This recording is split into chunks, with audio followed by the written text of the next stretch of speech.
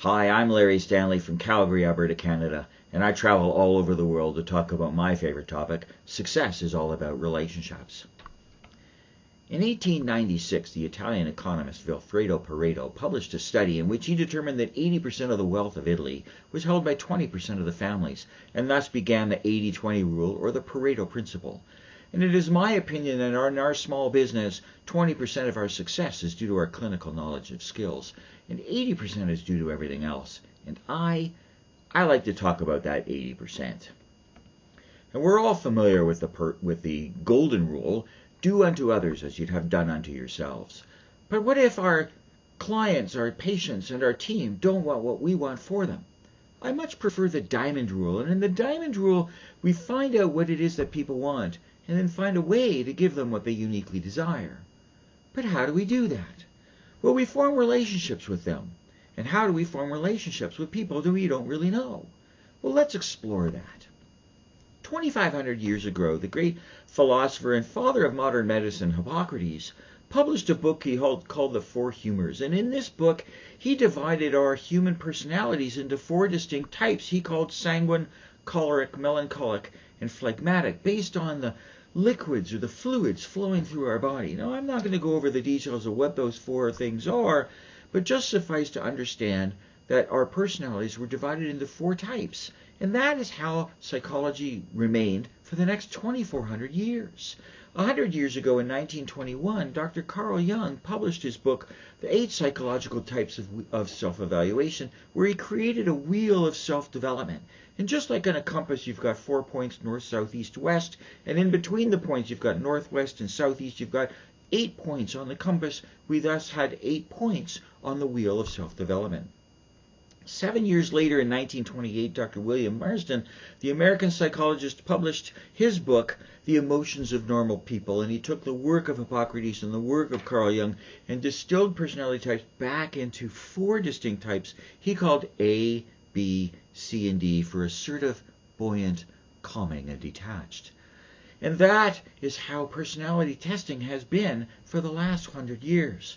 Now, in the United States, the most popular personality testing program is DISC, D-I-S-C, and I've taken that system training 3 times, and I still don't remember what D, I, S, and C stand for. It's not intuitive.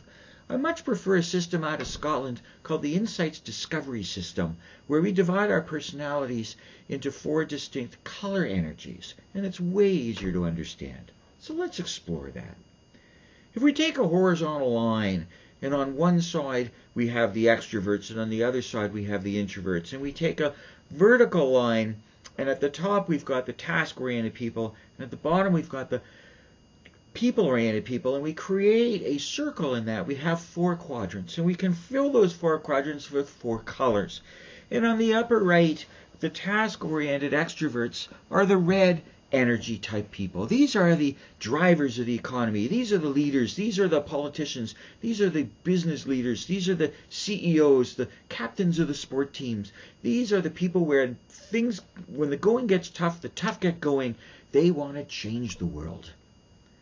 On the bottom right are the people-oriented extroverts. These are the yellow colors. These are the people who are the socialites. These are the people who do not stop talking. These are the people who, when the going gets tough, the tough goes shopping.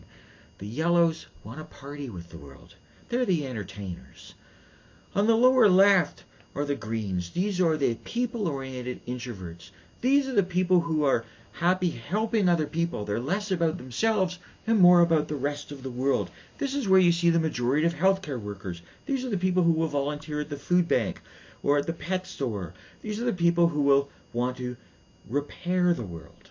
And then on the upper left are the blues. These are the task-oriented introverts. These are the people who are happier interacting with machines than with people. These are the computer programmers, the accountants, the researchers, the engineers. These are the people who want to organize the world. And how do we apply that to dentistry?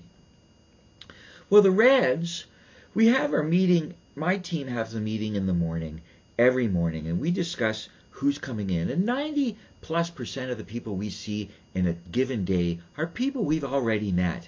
And if I don't know the person, someone on the team does. And so we identify who's coming in and what personality types they have.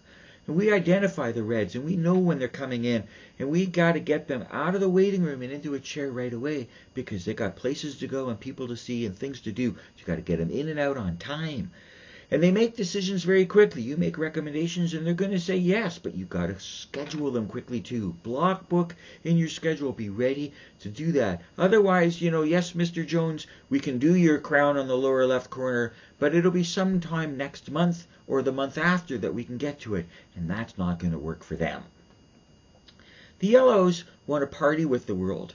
But they also, you don't want to keep them waiting in the waiting room, not because they've got places to go and things to do and people to see, but because they're going to stand at the front desk and they're not going to talk to everybody who's working there, and no one's going to get any work done.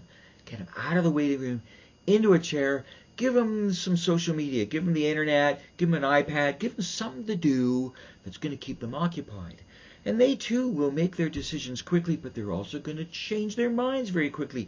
They're very motivated by emotion and will sometimes try and justify it later with logic, but will change your mind. So record everything, and if they come back and they've got treatment scheduled and they've changed their mind, remind them about what you agreed to.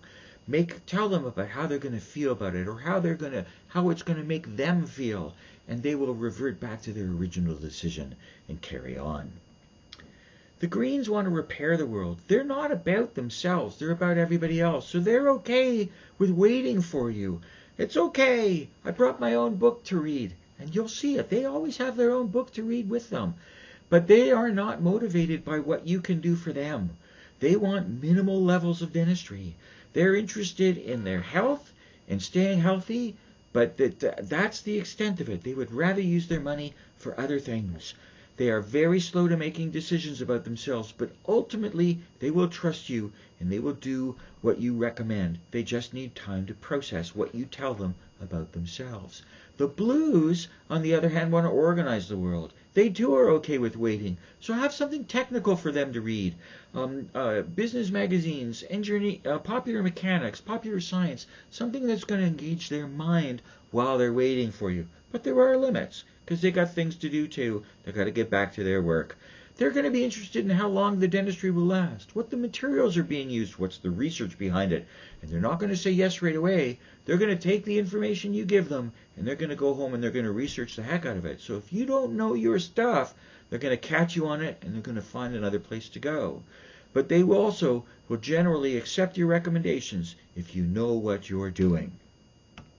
What if we don't know the patients? What if they're new to us? I like the golden 10. And in the golden 10, if you get to know 8 to 10 things about the person sitting in front of you, you transform that relationship from a professional one to a personal one. And that changes everything. Because the golden 10 is, the more you know about the person in front of you, the more they think you know about what you're doing. Because people don't buy what you sell, they buy who you are. So you need to know what to say and not just say what you know. People will forget what you said to them, but they will never forget how you made them feel, because people trust people they like. The degree of your success depends on the quality of your relationships, and building relationships takes away the need for sales.